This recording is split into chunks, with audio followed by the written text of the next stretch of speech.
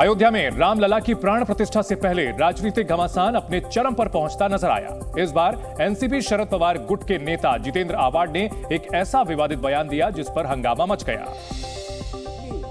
महाराष्ट्र के शिरडी में एक कार्यक्रम के दौरान जितेंद्र आव्हाड ने हिंदुओं के आराध्य प्रभु श्री राम को मांसाहारी बता दिया। अरे राम आपला आहे, बहुजनांचा आहे राम, शिकार करून खाणारा राम तो आमचा आहे, आमच्या बहुजनांचा। तुम्ही जिथे आम्हाला सगळे शाकाहारी बनवायला जातात तिथे आम्ही रामाचा आदर्श पाळतो आहोत। आम्ही आज मटण रामाचा आदर्श, राम हा शाकाहारी नव्हता, तो मांसाहारी होता। 14 वर्ष जंगलात राहणारा माणूस कुठे जाणार हो ते शाकाहारी शोधायला? बरोबर आहे की नाही? बोलतो ते खरं बोलत असतो मी। जिस कार्यक्रम के मंच से जितेंद्र आव्हाड प्रभु श्री राम पर विवादित बयान दे रहे थे, उसी मंच के ठीक सामने शरद पवार भी बैठे थे। लेकिन इसके बावजूद जितेंद्र आव्हाड धारा प्रवाह बोलते रहे। उन्होंने श्री राम पर तो विवादित बयान दिया ही, राम मंदिर के प्राण प्रतिष्ठा कार्यक्रम को लेकर बीजेपी पर भी निशाना साधा। मी पक्षाच्या कार्यकर्त्यांसमोर बोलतो, राम त्यांच्या बापाचा नाही, हा राम जेवढा त्यांचा आहे तेवढाच माझा। ते त्याचे मालक नाही,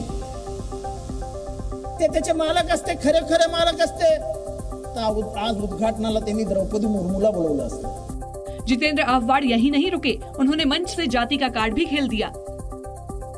उन्होंने INDIA अलायंस की दूसरी पार्टियों की तरह राम मंदिर के बहाने जाति वाली राजनीति का दांव चला। जितेंद्र आव्हाड ने इशारों में सत्ताधारी पार्टियों पर अगड़ी जातियों को तवज्जो देने का आरोप लगाया।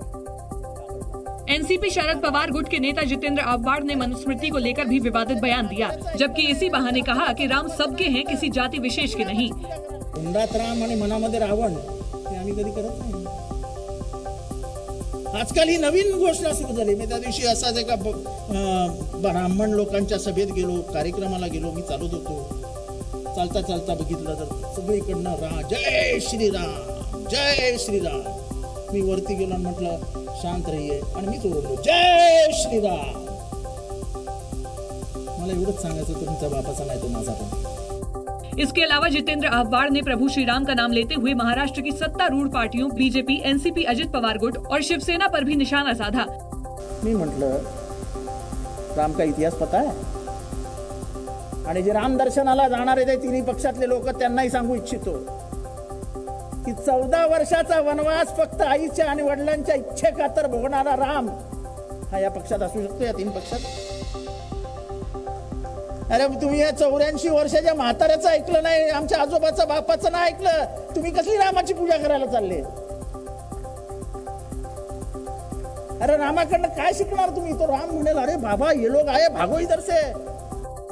लेकिन बीजेपी और संत समाज को नाराजगी आव्हाड के उस बयान से हुई जिसमें उन्होंने प्रभु श्री राम को मांसाहारी बताया था। लिहाजा लोकसभा चुनाव के लिए कमर कस चुकी बीजेपी ने इस मुद्दे को जोर शोर से उछालने के साथ साथ एनसीपी शरद पवार गुट और INDIA अलायंस पर एक बार फिर सनातन विरोधी होने का इल्जाम मढ़ दिया। यही नहीं, मुंबई में बीजेपी कार्यकर्ता सड़क पर उतर आए और राम का अपमान नहीं सहेगा हिंदुस्तान के नारे लगाने के साथ जितेंद्र आव्हाड के पुतले पर जूते चप्पल भी मारे।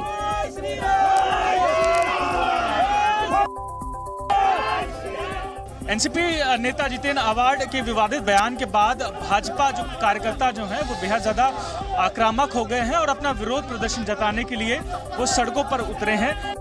इसके अलावा बीजेपी नेता राम कदम कार्यकर्ताओं के साथ घाटकोपर पुलिस स्टेशन गए और एनसीपी शरद पवार गुट के नेता जितेंद्र आव्हाड के खिलाफ शिकायत दर्ज करवाई। महाराष्ट्र की वर्तमान सरकार प्रभु रामचंद्र जी के दिए हुए रास्ते पर चलने वाली सरकार है और यहाँ पर प्रभु राम के प्रति यदि कोई कुछ बोले तो उसे दंड होगा, कठोर से कठोर दंड होगा। बीजेपी नेता राम कदम ने बताया कि उन्हें पुलिस ने आश्वस्त किया है कि जितेंद्र आव्हाड के खिलाफ कड़ी से कड़ी धाराएं लगाई जाएंगी। जितेंद्र आव्हाड के बयान से महाराष्ट्र की राजनीति में भूचाल आ गया। सिर्फ मुंबई ही नहीं बल्कि महाराष्ट्र के दूसरे हिस्सों में भी जमकर विरोध प्रदर्शन हुए। पुणे में बीजेपी कार्यकर्ताओं ने जितेंद्र आव्हाड के खिलाफ मोर्चा खोलते हुए चक्का जाम कर दिया। सड़क पर उतरे सैकड़ों कार्यकर्ताओं ने नारेबाजी की और आव्हाड के खिलाफ कार्रवाई की मांग करते नजर आए।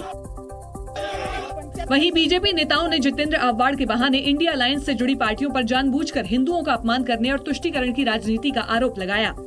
एनसीपी के नेता, कांग्रेस के नेता, डीएमके के नेता, आरजेडी के नेता, ये इंडिया अलायंस वाले लोग बीजेपी का विरोध करते करते राम जी के विरोध में क्यों आ गए? बिहार के पूर्व उप मुख्यमंत्री और बीजेपी नेता सुशील मोदी ने भी इंडिया अलायंस को कटघरे में खड़ा किया। मुस्लिम लॉबी के दबाव में इस प्रकार का बयान दिया जा रहा है। आपको ध्यान में होगा, केरल के अंदर मुस्लिम लीग ने कांग्रेस को चेतावनी दी है कि वो मंदिर के शिलान्यास कार्यक्रम में न जाए।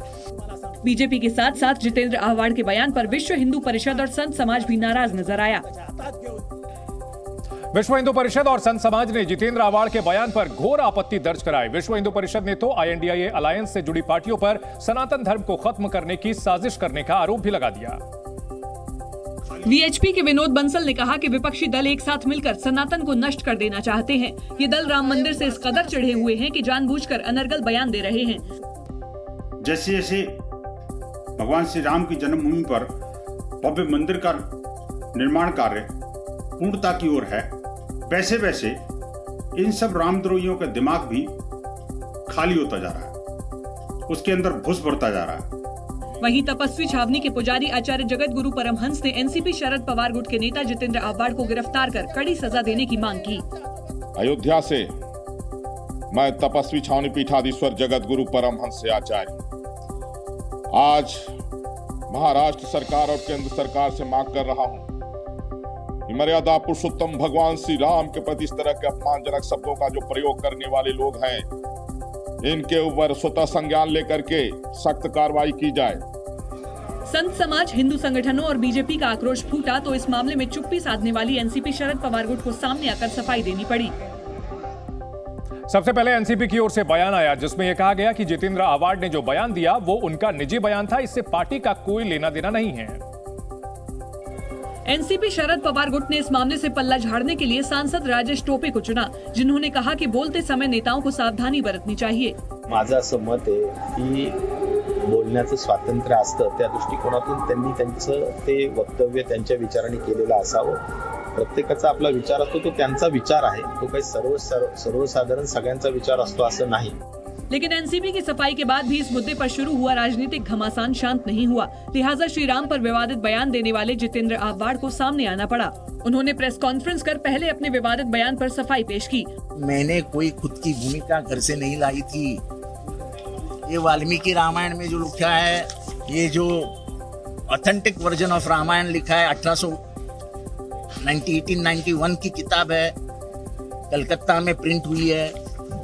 कुछ IIT कानपुर ने इसके ऊपर बड़ा काम किया है और ये सब मैं जनता के सामने आपके माध्यम से रख रहा हूँ।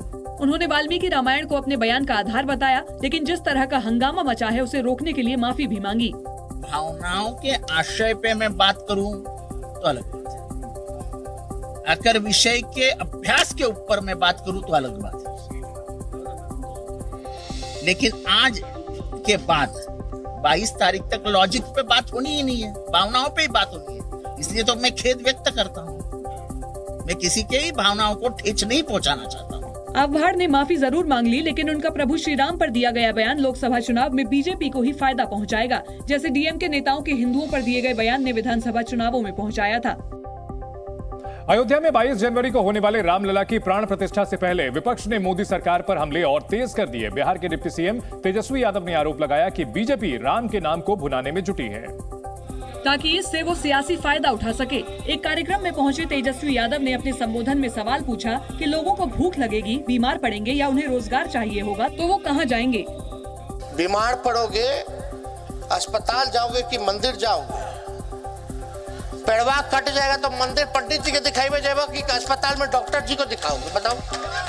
बीजेपी ने तेजस्वी के बयान को राम विरोधी बताया। तो लोगों को राम भी चाहिए, रोटी भी चाहिए। केवल रोटी से पेट नहीं भरता है, राम भी चाहिए। अगर राम और रोटी दोनों की आवश्यकता है तो ये जितना विरोध करेंगे उतना जनता की निगाह में गिरते चले जाएंगे। सुशील मोदी ने ये दावा भी किया कि जब कार सेवकों पर कार्रवाई हुई थी तो आरजेडी ने उसका समर्थन किया था।